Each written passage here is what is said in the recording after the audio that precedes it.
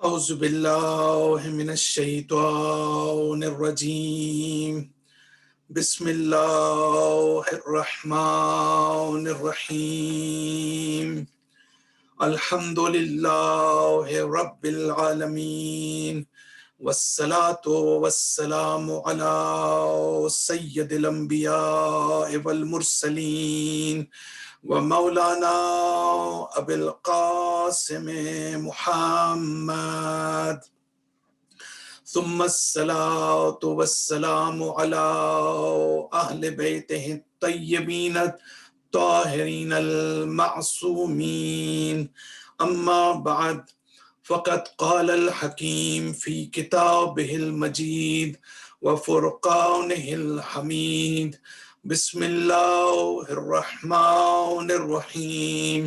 واذكر عبادنا إبراهيم وإسحاق ويعقوب أولي الأيدي والأبصار إنا أخلصناهم بخالصة ذکر الدار۔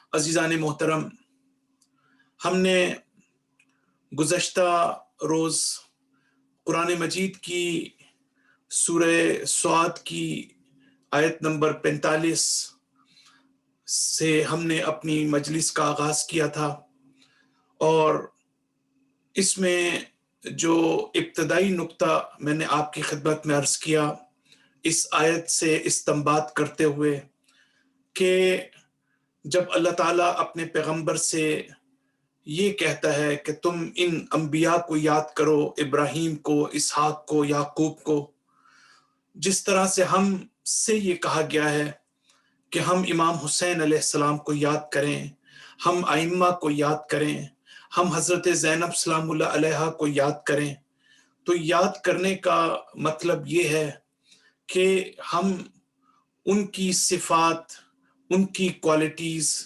ان کے اہداف و مقاصد، ان کو سمجھنے کی کوشش کریں، اور ان میں جو ہے وہ اپنے اندر ڈیپتھ پیدا کریں، اور یہ دیکھیں کہ کس طریقے سے ہم ان کوالٹیز کو اپنی عملی زندگی میں نافذ کر سکتے ہیں، اور اپنی عملی زندگی میں آنے والی مشکلات کو برطرف کرنے اور مشکلات کو حل کرنے کے لیے ہم ان عظیم ہستیوں کو اپنے لیے رول ماڈل قرار دے سکتے ہیں، اپنے لیے نمونہ عمل قرار دے سکتے ہیں۔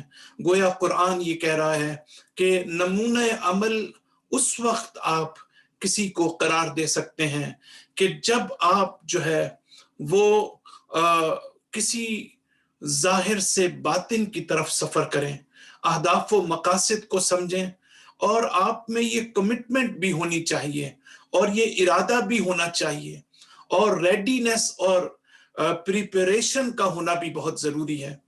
اگر تمام چیزیں موجود ہوں، تمام اسباب موجود ہوں کہ جس سے ہم استفادہ کریں، اور اس میں کسی قسم کی رکاوٹ موجود نہ ہو، لیکن اگر ہم خود سے تیار نہ ہوں، اگر ہم خود اپنے آپ کو تبدیل کرنا نہ چاہیں، اگر ہم خود سے ریڈینس ہمارے اندر نہ ہو، ہمارے اندر خود سے آمادگی موجود نہ ہو، تو دنیا کی کوئی طاقت ہماری اصلاح نہیں کر سکتی، دنیا کی کوئی طاقت ہماری مدد نہیں کر سکتی، نہ قرآن ہماری مدد کر سکتا ہے، نہ اہل بیت علیہم السلام ہماری مدد کر سکتے ہیں، نہ انبیاء ہماری مدد کر سکتے ہیں۔ لہٰذا ایک بنیادی شرط یہ ہے کہ ہم اپنے آپ کو اس بات کے لیے تیار کریں کہ ہم جو ہے وہ اپنی زندگی میں کس طرح سے ان عظیم ہستیوں سے بہرہ مند ہونا چاہتے ہیں، اور اس سے پہلے یہ سمجھنے کی ضرورت ہے کہ اللہ تعالیٰ نے یہ نظام ہمارے لیے قائم کیا ہے، ایک بیرونی نظام، اس کو سمجھنے کی ضرورت ہے، ایک اندرونی نظام، اس کو سمجھنے کی ضرورت ہے۔ اللہ تعالیٰ نے ہمیں عقل دی اور فطرت دی کہ جو ہمیں اندر سے رہنمائی کرتی ہے، لیکن یہ عقل اور فطرت بعض جگہ پر اس پر پردے پڑ جاتے ہیں، حجابات اس پر آ جاتے ہیں، لہٰذا یہ ورک نہیں کرتے۔ اس کے لیے اللہ تعالیٰ نے انبیاء کو، اولیاء اللہ کو، ائمہ کو، قرآن کو بھیجا، تاکہ ہم ان کے ذریعے سے اپنی عقل اور اپنی فطرت کو بیدار کر سکیں۔ مولا کائنات فرماتے ہیں کہ انبیاء کے آنے کے مقاصد میں سے ایک مقصد یہ ہے کہ وہ عقل جس کو ہم اپنی زمین تن میں دفن کر چکے ہیں، ان عقلوں کو، ان عقول کو، اس دفن شدہ جو خاک کے نیچے جا چکی ہیں، ان کو باہر نکال سکیں، اور ان فطرتوں کو کہ جن کو ہم فراموش کر چکے ہیں، ہم اس فطرت کی طرف جو ہے وہ واپس آ سکیں۔ قرآن مجید کی اس آیت میں دو صفات بیان کی گئی، اول الایدی، ایک تو ان میں قوت اور طاقت، روحانی اور مانوی طاقت، اور دوسرا ان کا صاحب بصیرت ہونا۔ بس یہ دو کوالٹیز، دو ویپنز ایسے ہیں کہ جو ہماری جو اسپریچول ڈیولپمنٹ ہے اس میں اہم کردار ادا کرتے ہیں۔ انشاءاللہ آنے والی مجالس میں زیادہ تفصیل کے ساتھ بات کروں گا۔ ہم نے اسی کے ضمن میں بات کی کہ بصیرت کا مطلب تشخیص دینا ہے صحیح اور غلط کی۔ قرآن مجید اسی لیے فرق کرتا ہے علم اور حکمت کے اندر۔ علم ہونے کے باوجود ہو سکتا ہے ہمارے پاس حکمت اور دانائی نہ ہو، ہمارے پاس جو ہے وہ عقل مندی اور وزڈم نہ ہو، ہمارے پاس حق اور باطل کو تشخیص دینے کی صلاحیت اور وہ ملکہ ہمارے پاس جو ہے وہ موجود نہ ہو۔ تو بصیرت کا یہ پہلو ہم دیکھتے ہیں کہ امام حسین علیہ السلام جب مدینہ سے مکے اور مکے سے کربلا تک کے سفر میں، اور کربلا کے بعد آپ کی بہن سیدہ زینب کا وہ مشن جو شام غریبہ کے بعد جس کا آغاز ہوا، وہاں پر ہمیں حضرت زینب کی شخصیت کے مختلف پہلو ہمیں نظر آتے ہیں۔ آپ دیکھیں کہ ہمارے علماء لکھتے ہیں اس بات کی طرف کہ یہ ان معجزات الہی میں سے ایک نظر آتا ہے کہ جو ہمیں حضرت زینب کے اس سفر کے آغاز میں ہم اللہ تعالیٰ کی انوالومنٹ کا احساس کرتے ہیں۔ اللہ تعالیٰ ہمیشہ جو ہے امور میں اللہ تعالیٰ کی انوالومنٹ اور اللہ تعالیٰ کے جس طرح انگیج ہوتا ہے ہمیشہ ہوتا ہے، لیکن ہم ہمیشہ اس کو محسوس نہیں کرتے، ہمیشہ اس کا احساس نہیں کرتے۔ لہٰذا شب عاشور کی زینب اور 11 محرم کی زینب میں ہمیں زمین آسمان کا فرق نظر آتا ہے۔ امام حسین علیہ السلام کو تشویش لاحق ہوتی ہے جب حضرت زینب بے انتہا شب عاشور گریہ کرتی ہیں، اور امام حسین ان کو جو ہے دلاسا دیتے ہیں، آئندہ کے لیے تیار کرتے ہیں۔ صرف زینب کو تسلی نہیں دیتے بلکہ زینب کو آنے والے حالات کے لیے کس طرح سے تیار ہونا ہے امام حسین علیہ السلام راستے کا تعین بھی کرتے ہیں، اور حضرت زینب علیہ سلام اللہ علیہ آپ کو وہ اسپریچول فورس عطا کرتے ہیں کہ جس اسپریچول فورس کے ذریعے سے حضرت زینب ان سخت ترین حالات کا مقابلہ کر سکتے ہیں۔ جب ہم ان فیکٹرز اور ان عوامل پر غور کرتے ہیں تو ہم تب اس قابل ہوتے ہیں اس بات کو سمجھ سکیں کہ یہ صرف حضرت زینب کی شخصیت سے مربوط نہیں ہے، بلکہ ہم بھی کسی حد تک ان اصولوں کو اپنی زندگی میں رائج کر سکتے ہیں۔ جب تک ہم ظاہر پر رہتے ہیں، جب تک ہم سپرفیشل رہتے ہیں، جب تک ہم سرفیس پہ رہتے ہیں، اس وقت تک ہم کسی شخصیت کو، کسی ہستی کو اپنے لیے رول ماڈل نہیں بنا سکتے۔ لیکن جب ہم ان کے اقدامات کی نوعیت کو سمجھنا شروع کرتے ہیں، ان کے اقدامات کی کیفیت کو سمجھنا شروع کرتے ہیں، اس کے پس پردہ عوامل پر ہم غور کرتے ہیں، تب ہمیں آہستہ آہستہ ان پرنسپلز کی طرف رہنمائی ہوتی ہے کہ جو ہمارے لیے بھی اہم ہیں، ہماری زندگی میں بھی ان کو ہونا چاہیے۔ وہ صرف حضرت زینب سلام اللہ علیہا کے لیے نہیں ہے، وہ صرف امام حسین علیہ السلام کے لیے نہیں ہے۔ حضرت زینب سلام اللہ علیہا نے اپنی ذمہ داری کو انجام دیا. آپ کی ذمہ داری کیا تھی؟ کہ اس مخصوص وقت کے اندر، ان مخصوص حالات میں حضرت زینب نے اپنی ذمہ داری کا احساس کیا. اور جیسا کہ میں نے کہا کہ جو شب عاشور کی زینب ہے اور 11 محرم کی زینب ہے، یعنی جس میں آپ گریہ کرتی ہیں. امام حسین علیہ السلام کہتے ہیں کہ یا اختی لا تنسی فی نافلت لیل، بہن زینب مجھے نماز شب میں فراموش نہ کرنا. گویا امام حسین علیہ السلام، آپ نوٹ کریں کہ کس طرح سے انڈائریکٹلی حضرت زینب کو اس اصول کی طرف بھی متوجہ کر رہے ہیں کہ زینب، اگر کوئی چیز اس کٹھن اور مشکل مرحلے پر تمہاری مدد کر سکتا ہے تو وہ تمہارے پروردگار کے ساتھ تمہارا رابطہ ہے، تمہارے رب کے ساتھ تمہارا راز و نیاز ہے. یہی وہ حقیقت ہے کہ جو تمہاری مدد کرے گی. بہن زینب مجھے نماز شب میں فراموش نہ کرنا. لیکن اب ہم یہ دیکھتے ہیں کہ کس طرح سے امامت کی صفات حضرت زینب کی شخصیت میں منتقل ہوتی ہیں، اور قیادت حضرت زینب سلام اللہ علیہا کے ہاتھ میں جب آتی ہے تو اب یہ وہ زینب نہیں ہے جو شب عاشور جس کی آنکھوں سے آنسو بہتے ہیں اور جس کے آنسو اور اشک رکنے کا نام نہیں دیتے اور کئی مرتبہ غش کا عالم طاری ہو جاتا ہے. اب یہ وہ زینب نہیں ہے. یہ زینب کی بصیرت سمجھنے کی ضرورت ہے. اب یہ وہ زینب ہے کہ جس کے سامنے دشمن کی ذرہ برابر بھی شخصیت نہیں ہے، دشمن کی ذرہ برابر بھی حقیقت نہیں ہے. اب یہ وہ زینب ہے جو دشمن سے کسی لحاظ سے بھی مرعوب نہیں ہے، باوجود اس کے کہ جس نے اپنی آنکھوں کے سامنے اتنا ہولناک منظر اور حادثہ جس سے وہ گزری ہو، جس نے ایکسپیرینس کیا ہو. لیکن وہ زینب جانتی تھی، یہ بصیرت تھی زینب کی کہ میری آنکھوں میں آنے والا ایک آنسو اگر وہ کہیں میری آنکھوں سے ٹپک جاتا ہے تو دشمن اس سے جو ہے وہ غلط استعمال کرے گا، دشمن اس سے اپنے حق میں استفادہ کرے گا. لیکن اب زینب اور طرح سے اپنے مشن کا آغاز کرتی ہیں. تو زینب نے اپنی ذمہ داری کو انجام دیا.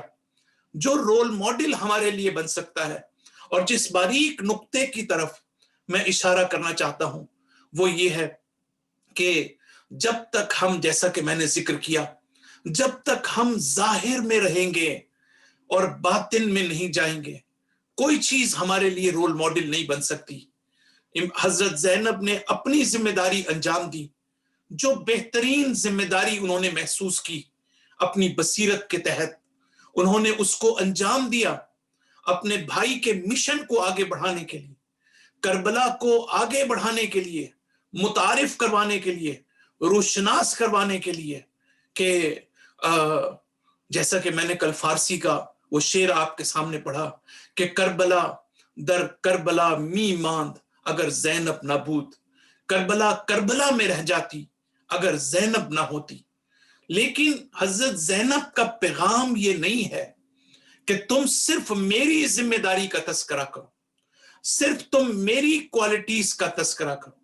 زینب ایک ڈیپر لیول پر پیغام دینا چاہتی ہیں، اور وہ پیغام یہ ہے کہ یہ میری ذمہ داری تھی. یہ ضروری نہیں کہ تمہاری ذمہ داری بھی ہو. میری ذمہ داری اپنے بھائی کے مقصد کو آگے بڑھانے تک جو کام میں کر سکتی تھی وہ میں نے انجام دیا. لیکن اس مشن کو حضرت زینب، بہت توجہ کیجئے گا، حضرت زینب یہ کہنا چاہتی ہیں کہ اپنے بھائی کی شہادت کے بعد مجھے ایک ذمہ داری ملی، اس مشن کو میں نے ہاتھ میں لیا، اس کو میں نے آگے بڑھایا.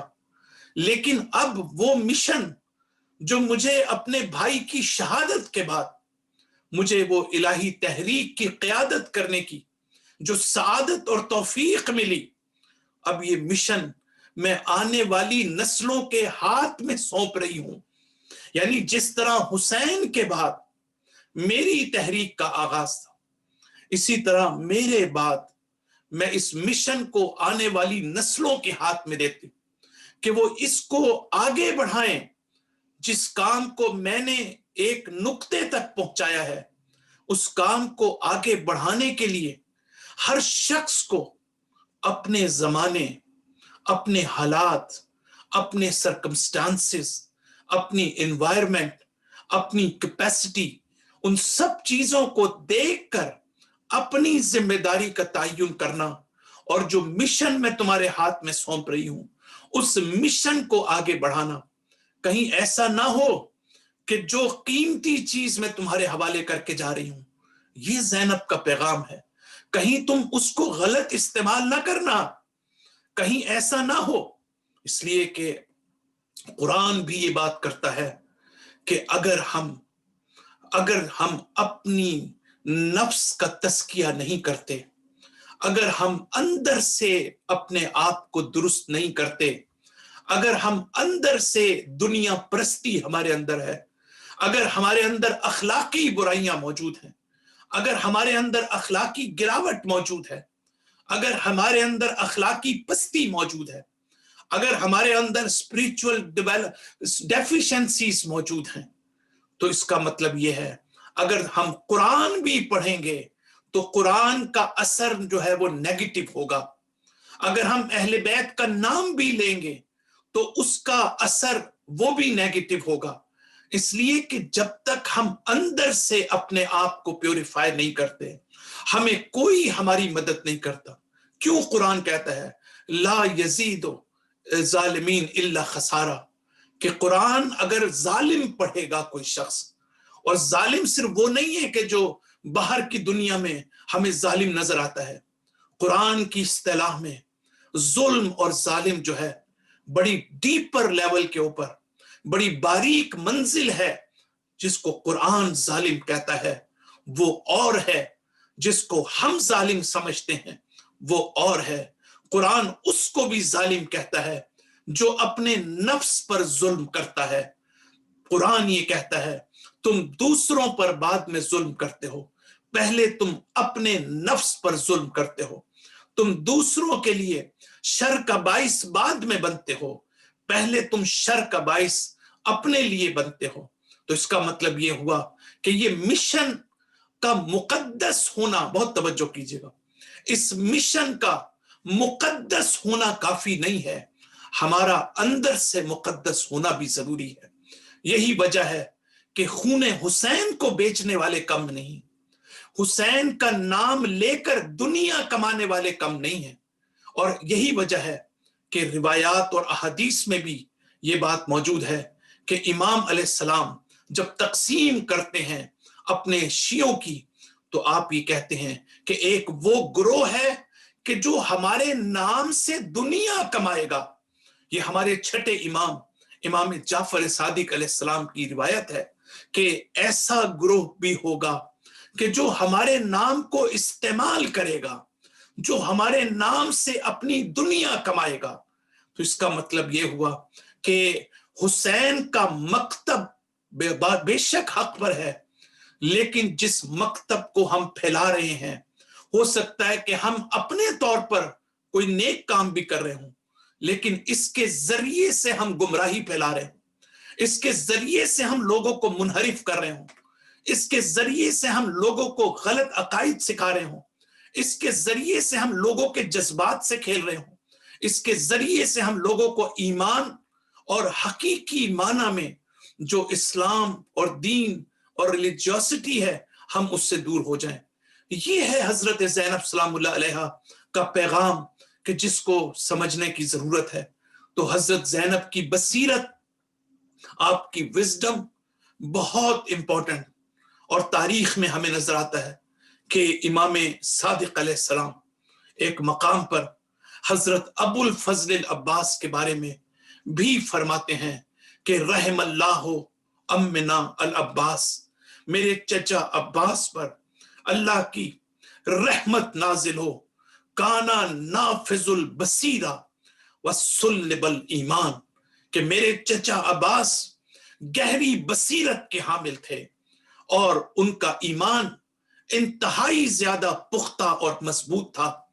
یہ ابو الفضل العباس کی بصیرت تھی کہ انہوں نے جب شب عاشور ان کو دشمن کی طرف سے پروانہ براعت دیا گیا اور یہ کہا گیا کہ ہم اے عباس تم کو پروانہ دیتے ہیں براعت کا، ہم چاہتے ہیں کہ تم یہاں سے ہٹ جاؤ، لیکن یہ ابو الفضل العباس کی بصیرت تھی، یہ آگاہی تھی، حق و باطل کی تشخیص تھی، مقام ولایت کی معرفت تھی۔ وہ جانتے تھے وہ حسین کی مدد اور سپورٹ صرف اس لیے نہیں کہ حسین ان کے بھائی تھے، صرف اس لیے نہیں کہ وہ فاطمہ کے بیٹے تھے، بلکہ اس لیے کہ عباس ولی خدا کو سمجھتے تھے، ولی خدا کی قیادت کو سمجھتے تھے، لہٰذا ولایت محور ہونا اور ولایت کے ساتھ آپ کی وابستگی، یہ عباس کی بصیرت، وہ زینب کی بصیرت سب سے بڑی یہ تھی کہ اس پورے سفر میں حضرت زینب سلام اللہ علیہا آپ کو قدم قدم پر یہ دیکھنا تھا کہ آپ کس جہد سے دشمن کا مقابلہ کر سکتی ہیں۔ زینب ہمیں سکھاتی ہیں کہ بصیرت کا مطلب یہ ہے کہ ہم اپنے حقیقی دشمن کو سمجھیں، دشمن کی معرفت حاصل کریں۔ دشمن شناسی اگر کسی نے سیکھنی ہے تو زینب سے سیکھے، اور اگر اس دشمن کو شناخت کرنا کافی نہیں ہے، زینب نے صرف ہمیں یہ نہیں بتایا کہ دشمن کو کیسے شناخت کیا جاتا ہے، زینب نے ہمیں یہ بھی بتایا کہ اس دشمن کی معرفت حاصل کرنے کے بعد، اس دشمن کی شناخت حاصل کرنے کے بعد، اس دشمن کے ہتھ کنڈوں کو سمجھنا بھی ضروری ہے، اس دشمن کے پاس جو ویپنز ہیں اس کو سمجھنا بھی ضروری ہے، اور پھر اس دشمن کا مقابلہ کیسے کرنا ہے۔ زینب نے دشمن شناسی نہیں سکھائی، بلکہ دشمن سے نبرد آزما ہونے کا طریقہ بھی ہمیں بتایا ہے کہ کس طریقے سے اپنے دشمن کو شناخت کرنا بہت ضروری ہے، چاہے وہ ہماری ذات سے باہر دشمن ہو، چاہے وہ شیطان ہو، اور چاہے وہ ہمارے نفس کی صورت میں ہمارا دشمن ہو۔ اگر وہ نفس ہے، اگر وہ سب سے بڑا دشمن نفس امارہ ہے، تو زینب یہ پیغام دیتی ہیں کہ اس دشمن کا مقابلہ کیسے کرنا ہے۔ بالکل اسی طریقے سے جب امیر المومنین فرماتے ہیں جو دعائے کمیل میں کہ وَصَلَاحُ الْبُكَاء، کہ جس کا اسلحہ جو ہے وہ آنسو ہیں، آنسوؤں کو اسلحہ قرار دے رہے ہیں، آنسوؤں کو ویپن قرار دے رہے ہیں، گویا مولا کائنات وہی پیغام ہمیں دے رہے ہیں بی بی زینب سے پہلے کہ باہر کے دشمن کو شکست دینے کے لیے جہاں ہمیں ہتھیاروں کی ضرورت ہوتی ہے، اسلحے کی ضرورت ہوتی ہے، وہاں ہمیں اندرونی دشمن کو شکست دینے کے لیے ہمیں اس کے لیے بھی ہتھیاروں کی ضرورت ہوتی ہے، ہمیں اس کے لیے بھی ویپنز کی ضرورت ہوتی ہے، لیکن اندرونی دشمن کا مقابلہ کرنے کے لیے ہمیں وہ لوہے کے آٹومیٹک ہتھیاروں کی ضرورت نہیں ہوتی، ہمیں تیروں اور تلواروں اور پتھروں کی ضرورت نہیں ہوتی، بلکہ اندرونی دشمن کا مقابلہ کرنے کے لیے ہمیں اشکوں کی ضرورت ہوتی ہے، ہمیں آنسوؤں کی ضرورت ہوتی ہے، ہمیں گریے کی ضرورت ہوتی ہے۔ یہ ہے وہ تمہارا اسلحہ کہ جس کے ذریعے سے انسان اپنے اندرونی شیطان کو شکست دے سکتا ہے۔ جب ہم حسین کے لیے گریہ کرتے ہیں، جب ہم بی بی زینب کے لیے گریہ کرتے ہیں، اس گریے میں اور ہماری اپنے مرنے والوں پر جب ہم گریہ کرتے ہیں، جب دنیا کی کسی چیز سے ہم محروم ہو جاتے ہیں جب ہم اس پر گریہ کرتے ہیں۔ ان دونوں گریوں کے اندر فرق ہے، ان دونوں آنسوؤں میں فرق ہے۔ جب ہم اپنے مرنے والوں کے لیے گریہ کرتے ہیں تو وہ ہماری ڈیولپمنٹ کا باعث نہیں بنتے، وہ ہماری پیوریفیکیشن کا باعث نہیں بنتے۔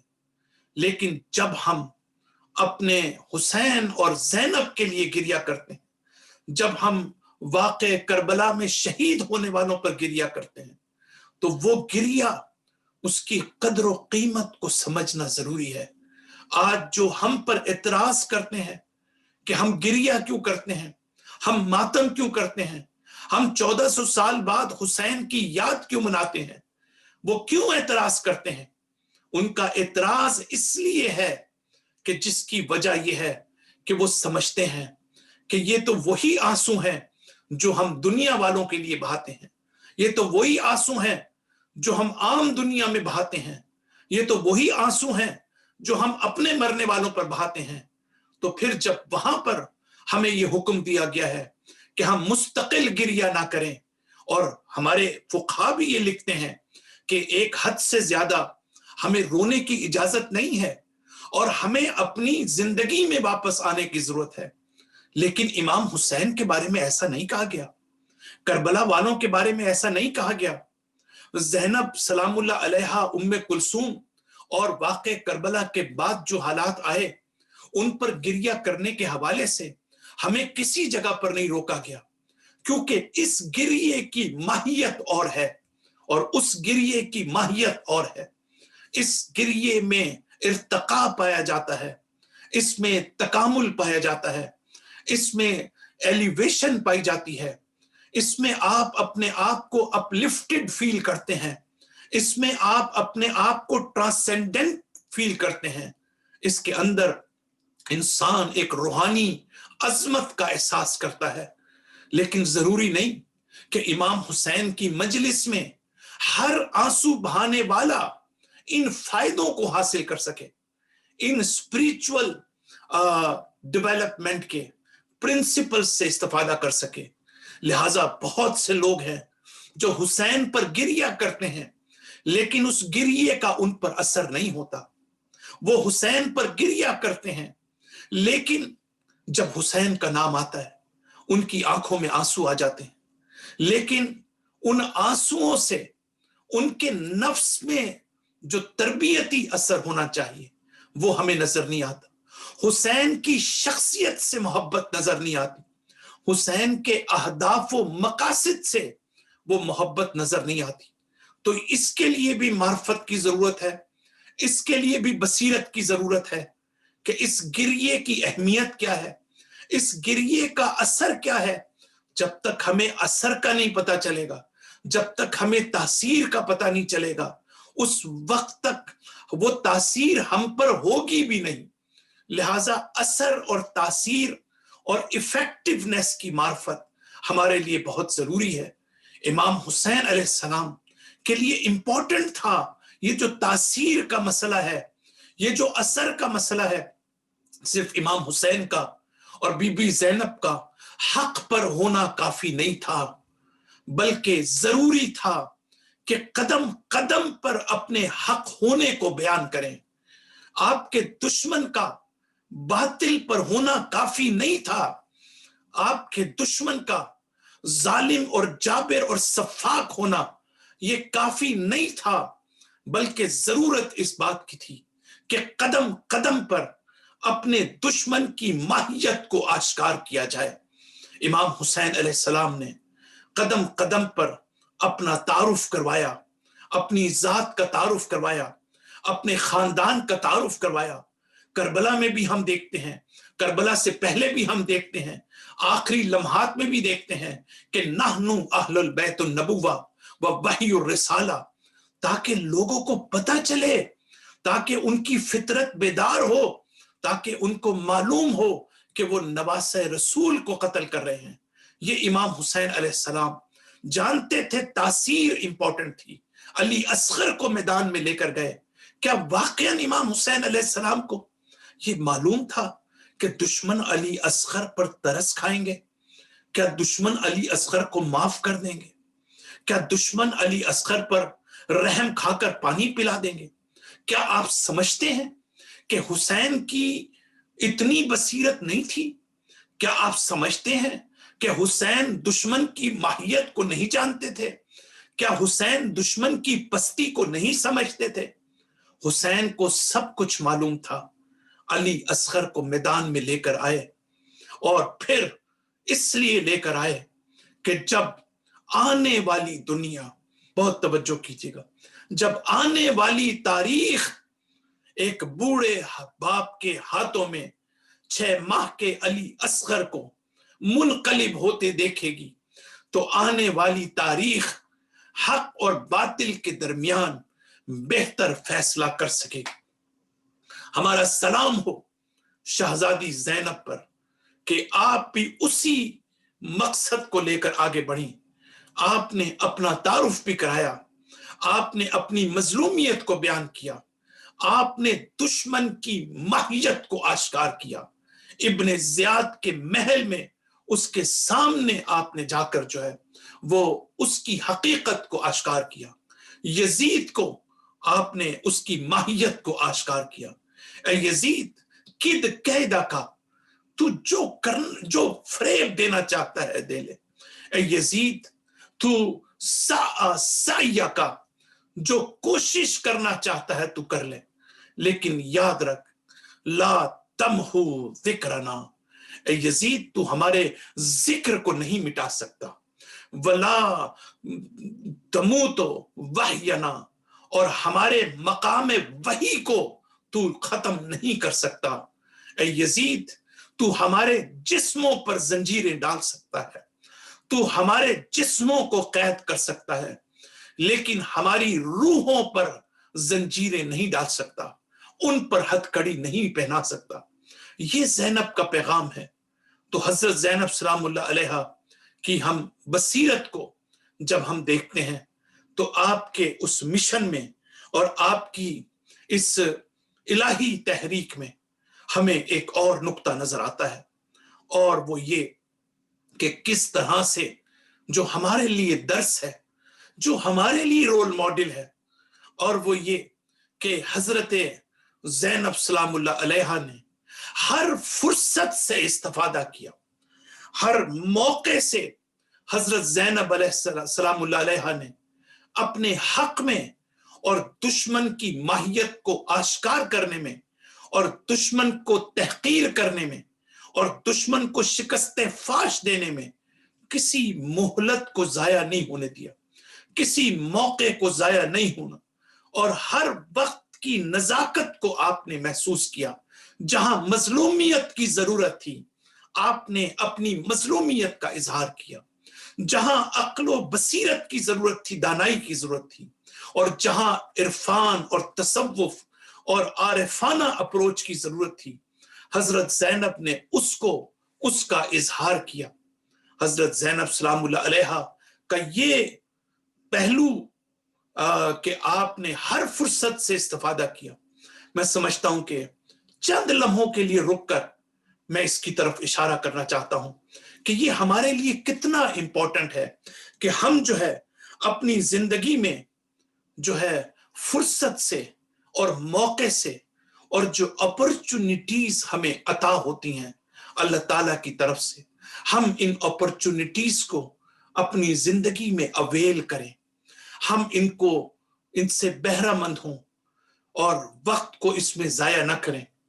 پہلا عنصر ہمیں یہ نظر آتا ہے کہ جس وقت تمام کسی چیز کے مقدمات فراہم ہو جائیں، حضرت زکریا کے بارے میں قرآن مجید کی بڑی خوبصورت آیت ہے، پوری آیت کی تفسیر کسی اور موقع پر کروں گا، جب حضرت یحییٰ کے سلسلے میں حضرت زکریا کی ایسی دعا اللہ تعالیٰ نے قبول کی کہ جس کا خود حضرت زکریا کو تصور نہیں تھا، لیکن اللہ تعالیٰ نے ایک بڑھاپے میں کس طرح سے ان کی زوجہ میں صلاحیت پیدا کی کہ وہ صاحب اولاد ہو سکیں۔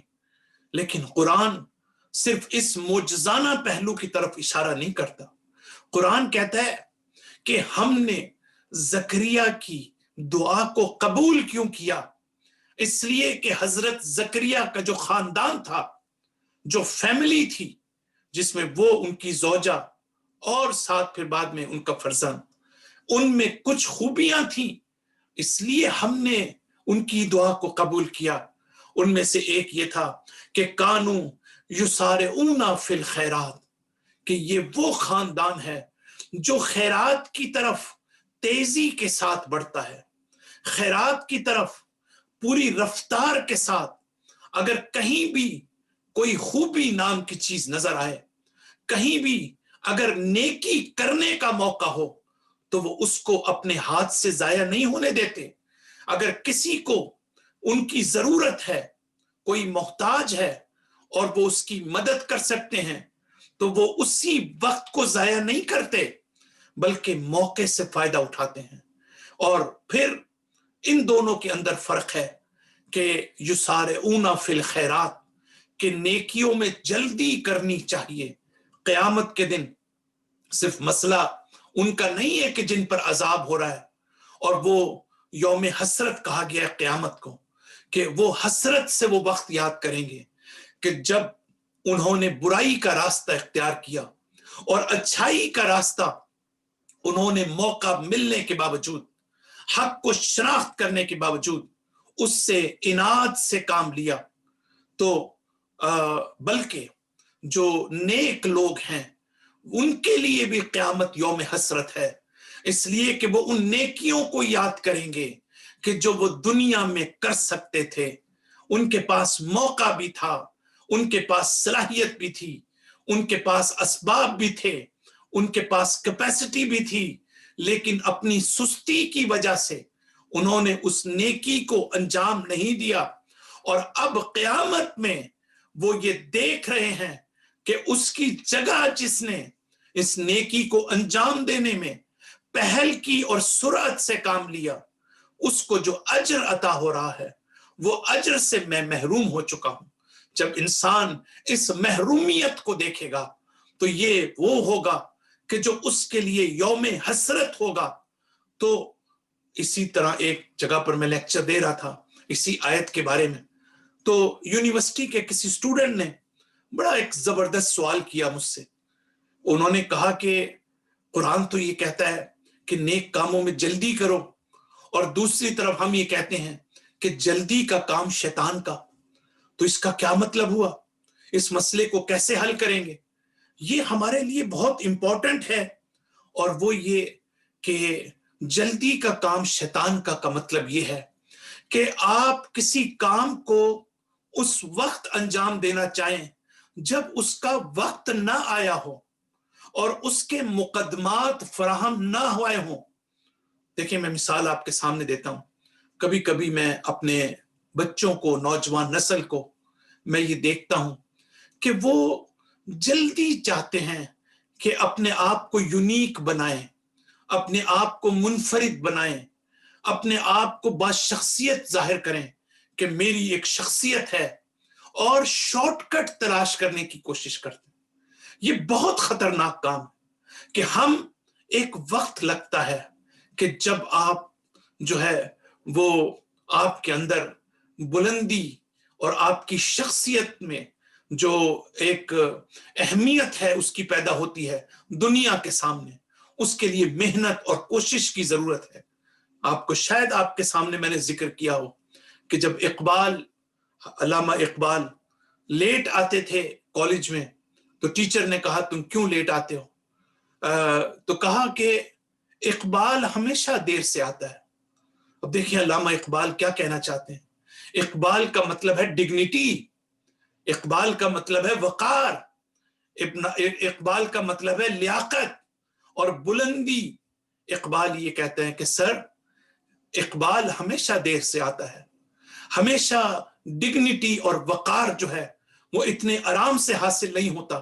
تو شیطان کا کام جلدی کا یہ ہے کہ آپ حالات سے پہلے کسی کام کو انجام دیں، اور قرآن یہ کہنا چاہتا ہے کہ یسارعون فی الخیرات، یعنی جب تمام اسباب اکٹھے ہو جائیں، تمام مقدمات موجود ہوں نیک کام کرنے کے، تو پھر اس میں دیر نہیں کرنی چاہیے، اس میں پھر سستی نہیں کرنی چاہیے، مولا कायनात ये फरमाते हैं कि अल फुर्सतो तमुर्रो मर्रल सहाब, कि ये जो फुर्सत है, ये जो मौका है, ये जो अपॉर्चुनिटी है, ये जिस तरह बादल आसमान पर हमें तेजी के साथ हरकत करते हुए नजर आते हैं। आप मौला कायनात की उन तशबीहात पर गौर करें कि कितनी खूबसूरत तशबीहात हमें नहजुल बलागा में नजर आती हैं। आप कहते हैं इस तरह से ये फुर्सत उस बादल की तरह हरकत करती है। आप एक लम्हे में जिस बादल को अपने सर पर देखते हैं और दूसरे लम्हे वो हरकत करके आपसे कहीं दूर चला गया होता है। इसी तरह ये अपॉर्चुनिटीज जो हैं ये रुकने वाली नहीं होती। ये अपॉर्चुनिटीज जो हैं ये चली जाती हैं, इंसान इसको अवेल करे। ये हजरत ज़ैनब सलामुल्लाह अलैहा से हमें दर्स मिलता है इस लिहाज से कि हम जो है वो अपनी जिंदगी में इन मौके से फायदा उठाएं। अबू जर को पैगंबर ये खिताब करते हैं कि ए अबू जर, अपनी उम्र के साथ बुखल से काम लो, ना कि अपनी दौलत और सरबत के साथ। हम अपने रुपए पैसे में कभी कभी हम कंजूसी करते हैं, हम बुखल से काम लेते हैं। पैगंबर ये कहते हैं कि तुम अपनी उम्र के सिलसिले में जो है वो बुखल से काम लो, कि अपनी उम्र को जाया मत करो, अपनी उम्र का इसराफ मत करो, बल्कि इसकी अहमियत को समझने की कोशिश करो। और फिर आयतुल्लाह मुताहरी एक बड़ी खूबसूरत मिसाल देते हैं। आयतुल्लाह मुताहरी ये फरमाते हैं कि जब हम किसी शख्स को देखते हैं, किसी बच्चे को देखते हैं, किसी औलाद को देखते हैं कि वो अपने माँ बाप की दौलत को किस तरीके से उसका इसराफ कर रहा है और उसको खर्च कर रहा है, तो हमें दुख भी होता है, हम एतराज भी करते हैं।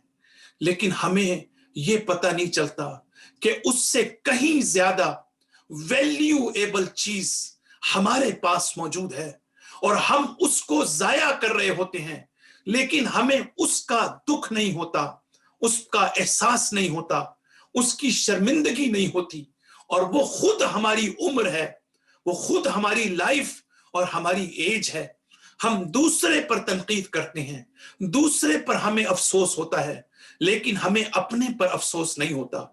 इसलिए कि हमें जब किसी चीज की कीमत का अंदाजा ना हो, किसी चीज की वैल्यू का अंदाजा ना हो, तो उस वक्त तक हम उसकी अहमियत को नहीं समझते। अहले बैत की अहमियत को समझना, इमाम हुसैन की अहमियत को समझना, बीबी ज़ैनब की अहमियत को समझना, उनको वैल्यू देना, उनकी वैल्यू और कदर और कीमत को, और जब तक उनकी जिंदगी में पाई जाने वाली डेप्थ का हमें अंदाजा नहीं होगा, हम उस वक्त तक अपनी उम्र को भी जाया करेंगे, अपने माल को भी जाया करेंगे। और आप इसके बाद क़यामत के दिन हम देखेंगे कि हमें सवाब की बजाय जो है हम अजाब से दो चार हो रहे हैं। और सबसे बड़ी, मैं बड़ी वजाहत के साथ पहली मर्तबा ये बात कहना चाहता हूं कि सबसे बड़ी खयानत जो हमने बीबी ज़ैनब सलामुल्लाह अलैहा की शख्सियत और हस्ती के साथ की है, और वो ये है कि हमने उनकी जात को सिर्फ वसीला बनाया है लोगों को रुलाने का। हम सिर्फ उनका तस्करा पसंद करते हैं, सिर्फ मसाइब के अंदर। हमने कभी बीबी ज़ैनब को फजाइल में उनका तस्करा और उनके इस इलाही तहरीक और मिशन को, उसका तज्जिया और तहलील करके हम पेश नहीं करते। जरूरत इस बात की है कि हम ज़ैनब की इस तहरीक के इस सुनहरी रुख को भी हम दुनिया के सामने जो है वो पहुंचाने की कोशिश करें। तो ज़ैनब की जो बसीरत और आपकी जो फहम फरासत है हमें कदम कदम के ऊपर नजर आती है। आपके अलकाबात में से एक लकब आपका अकीला बनी हाशिम है। ये जो अकीला का आपको लकब दिया गया है, क्या हमने कभी सोचा कि इस अकीला का क्या मतलब है? देखिए, मैं चंद जुमलों में आप हजरात की खिदमत में मैं चाहता हूं कि बीबी ज़ैनब के इस रुख को भी हम थोड़ा सा खोलकर इसके सामने इसको एक्सप्लोर करने की कोशिश करें, ताकि हम देखें कि हम कहां पर लैग कर रहे हैं, کہاں پر ہمارے اندر کمی پائی جاتی ہے؟ عقیلہ بنی ہاشم کا مطلب ہے، یہ عربی کا جو لفظ ہے یہ فعیلتن کے وزن پر ہے، اس کو کہتے ہیں صفت مشبہہ۔ اس کا کیا مطلب ہے؟ اس کا مطلب یہ ہے کہ وہ صفت کہ جو آپ کی ذات کا حصہ بن چکی ہے، وہ صفت کہ جو آپ کی ذات کا ملکہ بن چکی ہے، وہ صفت کہ جو آپ کی روح و جان میں رچ بس چکی ہے، وہ صفت کہ جو آپ کی وجود میں اسٹیبلش ہو چکی ہے۔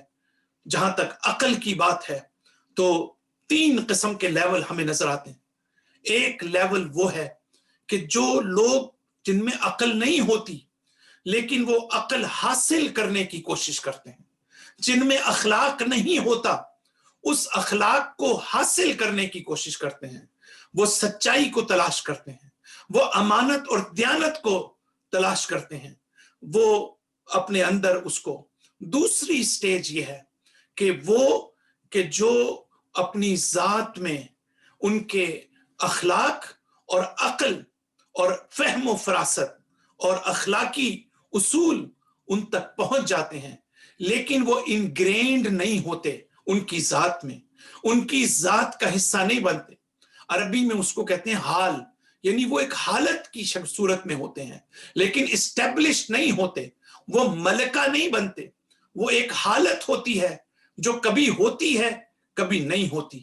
کبھی ہم سچ بولتے ہیں، کبھی ہم جھوٹ بولتے ہیں، کبھی ہم امانت میں خیانت کرتے ہیں، کبھی ہم امانت میں خیانت نہیں کرتے، کبھی ہم ہمبلنس کو شو کرتے ہیں، کبھی ہم ہمبلنس کو شو نہیں کرتے، کبھی تواضع انکساری ہمارے اندر ہوتی ہے، کبھی ہمارے اندر نہیں ہوتی، کبھی غرور و تکبر کا اظہار کرتے ہیں، کبھی ہم نہیں کرتے۔ ایسا کیوں ہے؟ اس لیے کہ یہ اخلاقی صفات ہماری ذات میں ملکہ نہیں بنی ہے۔ لیکن عقیلہ کا مطلب یہ ہے کہ جب آپ کے وجود کا حصہ بن جائے عقل، یہ وہ مرحلہ، اور چوتھے مرحلے کی طرف اشارہ ہے عقیلہ بنی ہاشم کا کہ جس میں مبالغہ کیا گیا ہے، صیغہ مبالغہ جس کو کہتے ہیں۔ عقیلتن تا کا لفظ جو ہے یہ فردر اس کو جو ہے اس کے ہائر لیول کی طرف اشارہ ہے، اور وہ کیا ہے؟ بہت توجہ کیجئے گا، اور وہ اس طرح سے ہے کہ ہمارے علماء، ہمارے عرفاء اس کو اس طرح سے بیان کرتے ہیں کہ اگر ہم اپنی مثال لیں تو یہ عقل جو ہے وہ مجھے پروٹیکٹ کرتی ہے، میری حفاظت کرتی ہے، اخلاقی صفات میری حفاظت کرتی ہیں، مجھے پروٹیکٹ کرتی ہیں۔ اور مثلا میرے پاس اگر عقل ہے تو عقل مجھے پروٹیکٹ کرتی ہے، میرے پاس سچائی ہے تو سچائی مجھے پروٹیکٹ کرتی ہے، مجھے بہت سے نقصانات سے بچاتی ہے۔ اگر میرے پاس امانت اور دیانت ہے تو میری شخصیت کی حفاظت اس کے ذریعے سے ہوتی ہے۔ لیکن ایک لیول یہ ہوتا ہے، ان ہستیوں کا جو لیول ہے وہ عقل ان کی حفاظت نہیں کرتی، اخلاق ان کی حفاظت نہیں کرتا، بلکہ یہ عقل کی حفاظت کرتے ہیں، یہ اخلاق کی حفاظت کرتے ہیں، یعنی اخلاقیات ان سے اوریجنیٹ ہوتی ہیں، یہ سرچشمہ ہے سچائی کا، یہ سرچشمہ ہے امانت اور دیانت کا، یہ سرچشمہ ہے تواضع اور انکساری کا، یہ سرچشمہ ہے خلوص اور اخلاص کا۔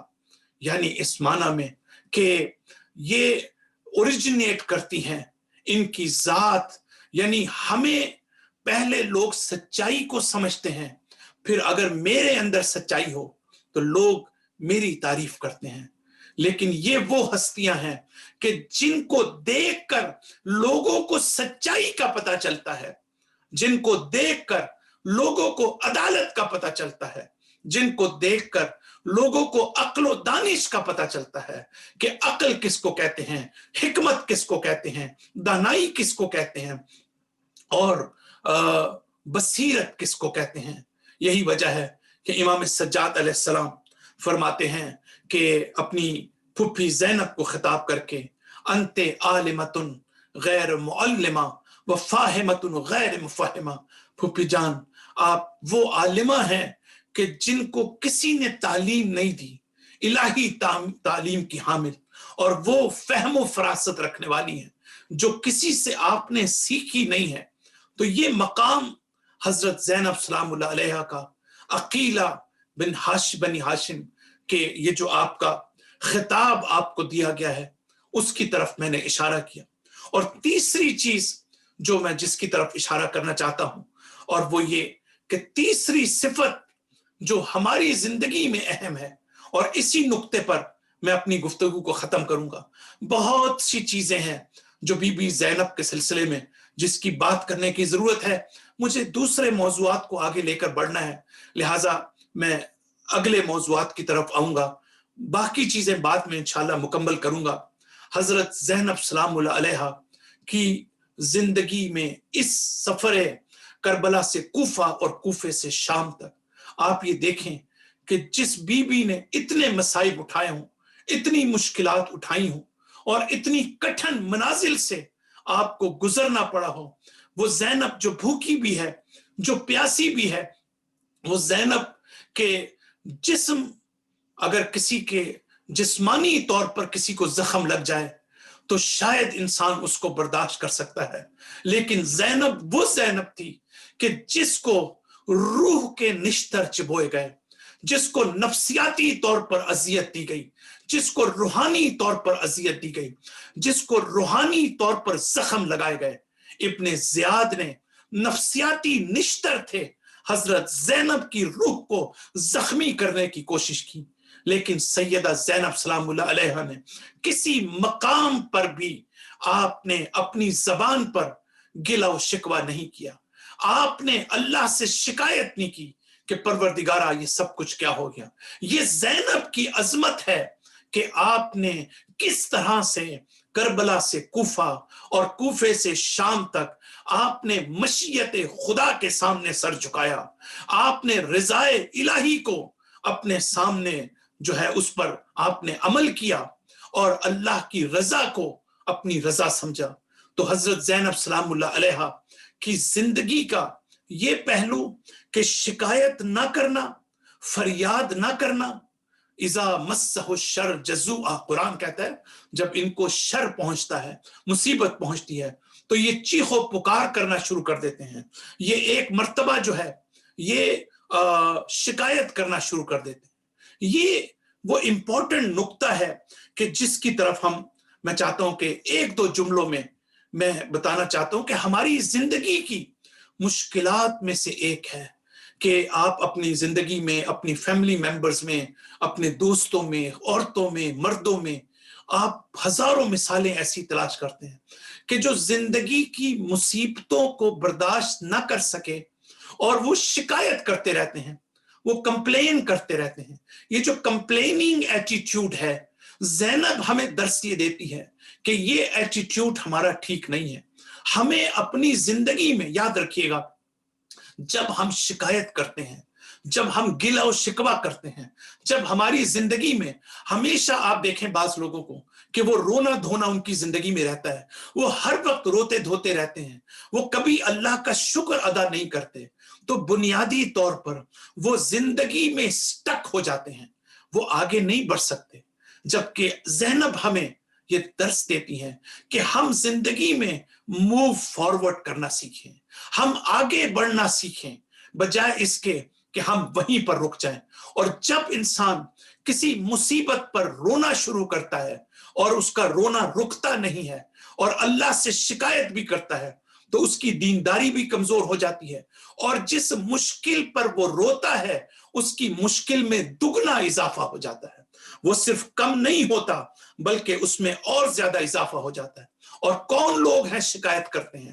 وہ جنہیں فلسفہ خلقت کا پتہ نہیں ہوتا، وہ جن کو مشکلات پر کنٹرول نہیں ہوتا، وہ کہ جو شکست کو قبول کر چکے ہوتے ہیں۔ اسی لیے تو ہم روتے ہیں، اسی لیے ہم فریاد کرتے ہیں، اسی لیے ہم جو ہے وہ اپنی زندگی میں گلہ و شکوہ کرتے ہیں، جس سے منع کیا گیا ہے۔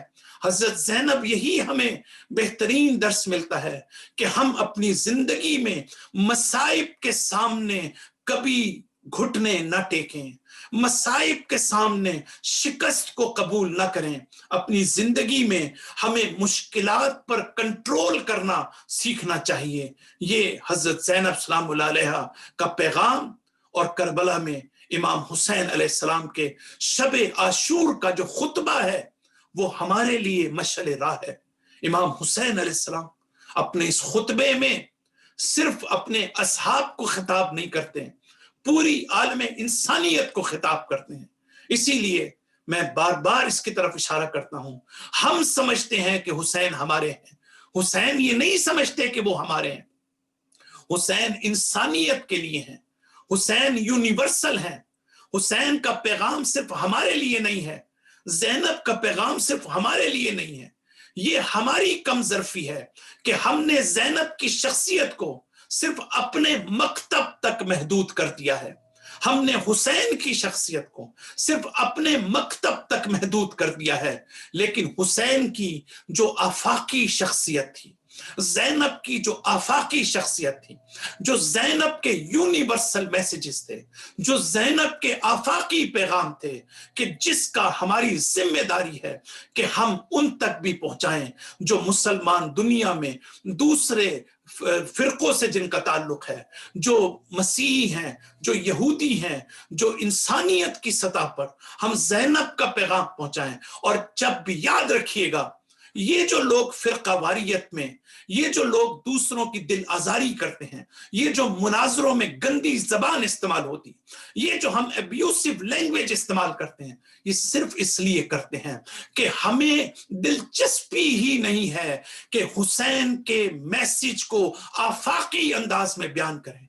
जिस दिन, याद रखिएगा, जिस दिन मेरे अंदर ये दर्द पैदा हो गया कि ज़ैनब सिर्फ मेरी नहीं है, ज़ैनब आलम इंसानियत की है, आप देखेंगे मेरी तकरीरें बदल जाएंगी, मेरी जबान बदल जाएगी, अखलाकियात उसमें आ जाएंगी, जबान में शाइस्तगी आ जाएगी, मेरे अंदर दूसरे दर्द दिल देखेंगे और दूसरे ज़ैनब पर। लेकिन जब मैं ज़ैनब को वसीला बनाऊंगा अपनी दुनिया कमाने का, हुसैन को वसीला बनाऊंगा अपनी दुनिया कमाने का, तो उसके नतीजे में क्या होगा कि मैं सिर्फ अपने मकतब में महदूद हो जाऊंगा और उन ऑडियंस को तलाश करूंगा जो मेरी बात को खरीदना चाहते हैं और मुझे तकवीयत पहुंचाना चाहते हैं। ये हजरत ज़ैनब सलामुल्लाह अलैहा और इमाम हुसैन का खुतबे के वो अल्फाज कि जिस पर मैं गुफ्तगू को खत्म करना चाहता हूँ। इमाम हुसैन अलैहिस्सलाम फरमाते हैं कि अहमदुल्लाह अहसन सना अल सर्राए व ज़र्रा, मैं हम्द बजा लाता हूँ अपने रब की कि जिससे बेहतर हम्द हो नहीं सकती।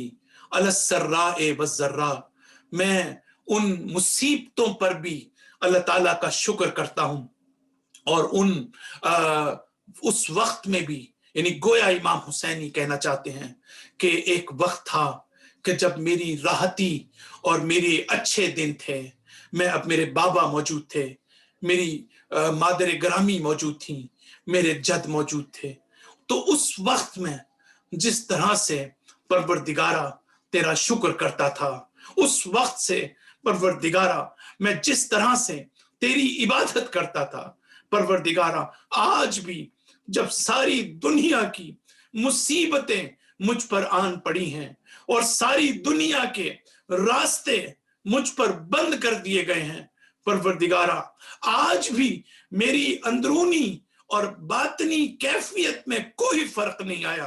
परवरदिगारा आज भी मैं तेरा शुक्र इसी तरह बजा लाता हूं जिस तरह मैं अपने अच्छे दिनों में तेरा शुक्र बजा लाता था। आज भी तेरी इबादत मैं इस तरह करता हूं जिस तरह मैं पहले करता था।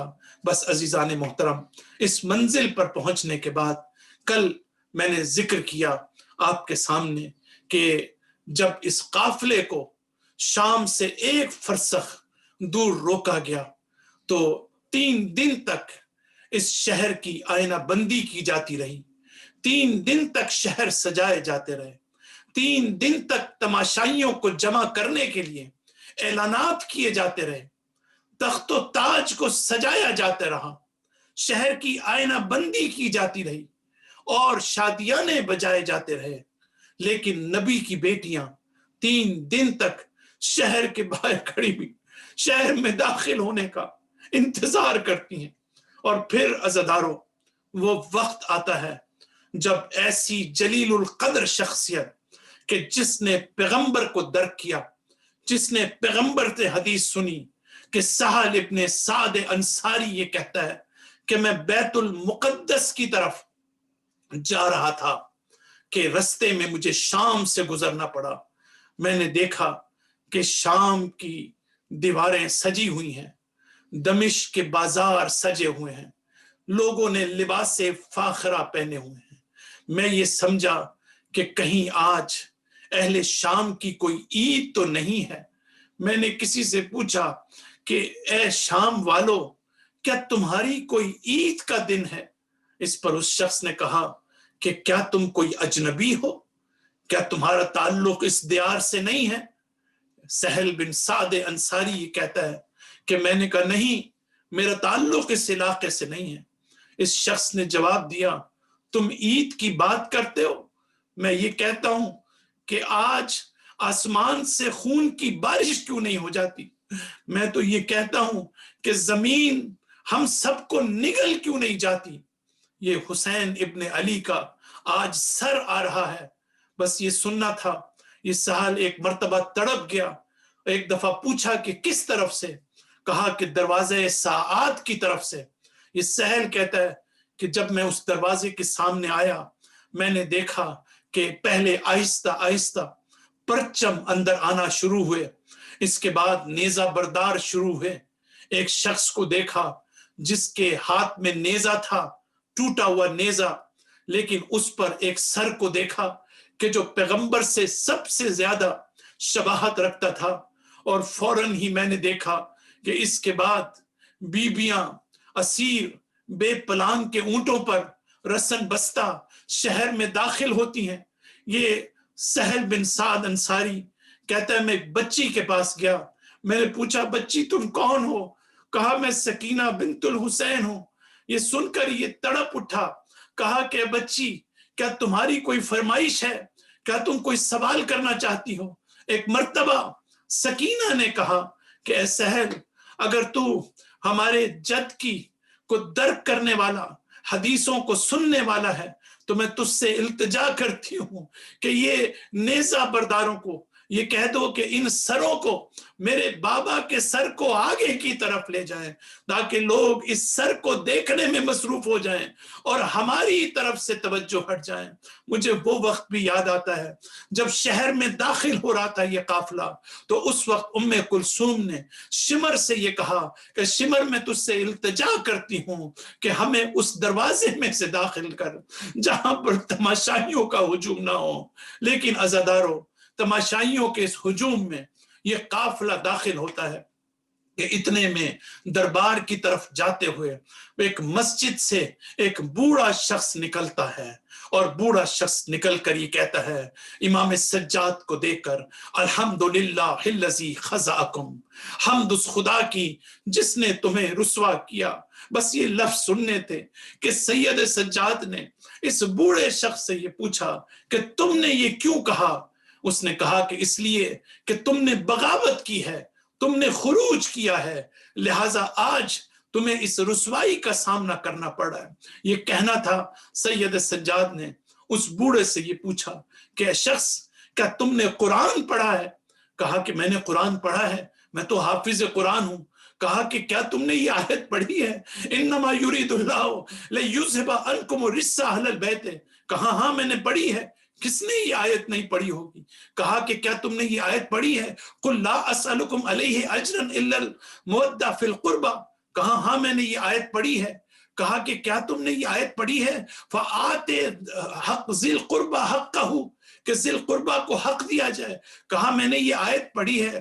لیکن سید سجاد کو خطاب کر کے یہ بوڑھا کہتا ہے لیکن ان آیتوں کا تم سے کیا تعلق ہے؟ یہ کہنا تھا. سید سجاد نے تڑپ کر کہا اے بوڑھے، ہم ہی وہ اہل بیت ہیں کہ جن کے بارے میں یہ آیتیں نازل ہوئی. یہ سننا تھا. تو اس بوڑھے نے کہا کیا تم قسم کھاتے ہو کہ تمہارا تعلق اہل بیت سے ہے؟ امام امام سجاد نے کہا واللہ نحنو ہم، خدا کی قسم ہم ہی ان اہل بیت میں سے ہیں۔ بس یہ سننا تھا۔ یہ بوڑھا شخص یہ کہتا ہے کہ تمہارا نام کیا ہے؟ کہا میرا نام علی ہے۔ کہا تمہارے باپ کا نام کیا ہے؟ کہا میرے باپ کا نام حسین ہے۔ کہا کہ وہی حسین کہ جو فاطمہ کا بیٹا تھا؟ کہا وہی حسین کہ جو محمد کا نواسا تھا؟ کہا ہاں وہی حسین کہ جس کا سر نوکے نیزہ پر تم دیکھ رہے ہو۔